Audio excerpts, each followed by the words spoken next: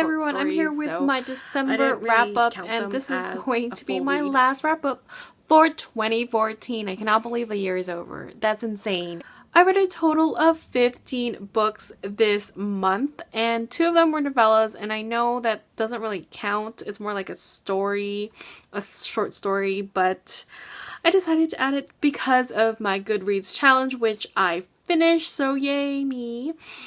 I'm going to show you the books that I don't have here, or they're ebooks. So the first one is the Vampire Academy movie companion guide. This is like just a guide for the movie, the Vampire Academy series, and it had like a bunch of tidbits about the movie, behind the scenes, stuff about the actual book itself wasn't really relevant, but I read it anyway. So I gave that one a 4 out of 5. This is Forged by Jennifer Rush. I know, look at that cover. It's kind of crazy. This is the story about Dana and, is it Sam? It's Sam. And it showed a little bit about who they were before everything happened. It didn't really tell a lot, but it was nice to know how Sam was before everything happened and altered. I gave that one a 3 out of 5, I believe. Next ebook is The Vanishing Season by Jodi Lynn Anderson, and oh, this one I had a lot of trouble liking. It is a beautiful cover, one thing that really stood out to me, and it's Jodi Lynn Anderson, who also wrote the Tiger Lily book, which I really loved. This one, not so much. I didn't love it, and the reasons being was that the characters were really hard to like. There was no story, and I was kind of like disappointed. I had such high expectations for it because I love her writing, and it still is beautiful writing, but I don't know. It fell flat for me. I gave it a 2 out of 5. I just remember reading it in one sitting. I know it was one sitting. It was a really short book, but I read it in one sitting, and I really wanted to know who the killer was, but it wasn't like the focus. It was more the focus on the 3 characters, which is all right, but it is hard to like these characters. I found Maggie to be like, at first she was really responsible, but in the end she changes, and she changes herself for a boy, and I didn't really particularly like that. Her best friend, what's her name again? I forgot her name, but she reminded me a lot of Daisy from The Great Gatsby, and I really hated her as a teenager, and reading it in kind of this format, oh god, I couldn't stop comparing them to each other, so ugh. I don't really recommend getting it because I just feel like the storyline wasn't there. This Shattered World by Amie Kaufman and Meaghan Spooner. If you guys haven't read this series, I highly suggest it. It is science fiction, space opera kind of feel.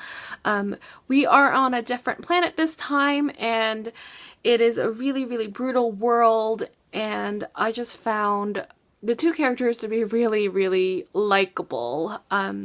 More so the female character. She is very, very driven, very strong from the get-go, and she doesn't take crap from anyone, especially him. And I found their little spats and their banter to be really, really entertaining. This plot moves and keeps moving from these broken stars. We find the enemy is still the same one in this one, and I just really enjoyed it. I gave it a 4 out of 5. The next one is The Winter's Crime by Marie Rutkoski.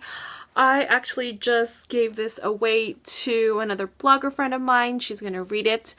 It is a really interesting series for me because the first book, The Winter's Curse, I didn't really enjoy it.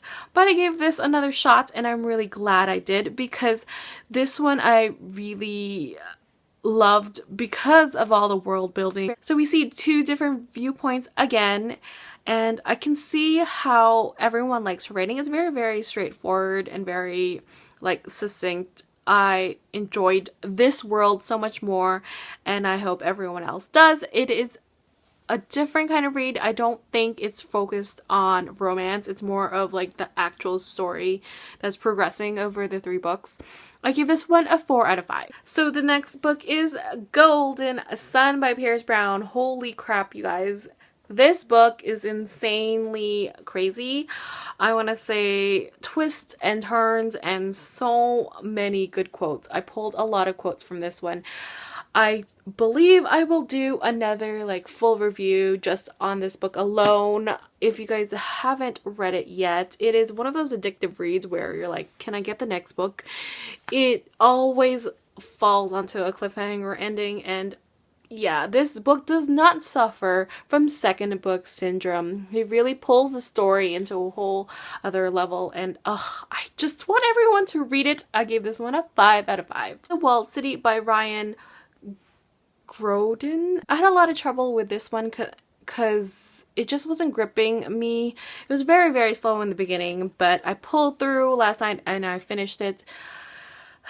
It garnered enough for me to pull it up 1 star, but I just wanted more from all the characters. I did only like focusing on Jin just because her storyline was the most interesting. I didn't really feel a lot from Mai, which is really sad because she is in a brothel. I think the author should have elaborated more on all of their different personalities and characters and emotions.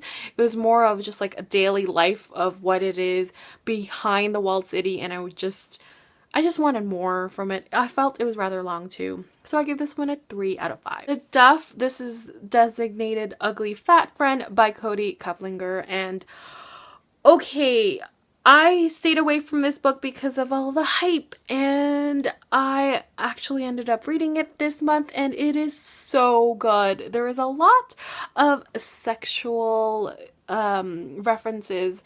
They don't elaborate, but it is a book about sex and relationships, and I just felt it to be such a fun and cute read. I love the 2 characters. They're one of my favorite couples right now, and I just kind of want to reread it already. I give this one a 5 out of 5. This is Altered by Jennifer Rush. This is the first book in the saga, I don't know how to pronounce that. But as you can see, I have the old cover. I know they did like a new one where it's like a cross. What can I say about this one? It is about a girl with a father who experiments on 4 boys living in her basement. That is all I can say. It is crazy good. Like, I gobbled it up in like 2 sittings. I gave this one a 4 out of 5. This is another one of the novellas I was talking about. This is The Last Stormdancer by J. Kristoff. It is a bit about the history behind the Stormdancers. I gave this one a 5 out of 5. And I read Once by Anna Carey and then Rise by Anna Carey. And this tied up the book so well. I really liked it. I don't know if other people did like this ending, but I did, and I found that she put more emphasis on world building in the last book. Once was pretty interesting. It was more like a second book syndrome kind of thing. I didn't really enjoy it as much as Rise. I believe I gave this one a 3 and this one a 4. Or was it a 3 too? I'm not sure. I don't remember. 3 books that I read is The Pledge, The Essence, The Offering. So I'm just going to do a mini review on all of these books. Now, this is a series about a dystopian society where people all have different language. They don't understand each other except the famous one language, which I believe is to be English. It's one of those series that I believe is underrated just because I felt the writing was very strong and there's a crazy characters. There's an evil, I don't want to say magician, but she has magical powers, and the fact that women rule this world is really interesting. I highly suggest it. I gave this one, I believe, a 4 and 3 and then 3, I believe. But I will make sure to check out my Goodreads. That is it for me this month, and I will see you next year. Bye, guys.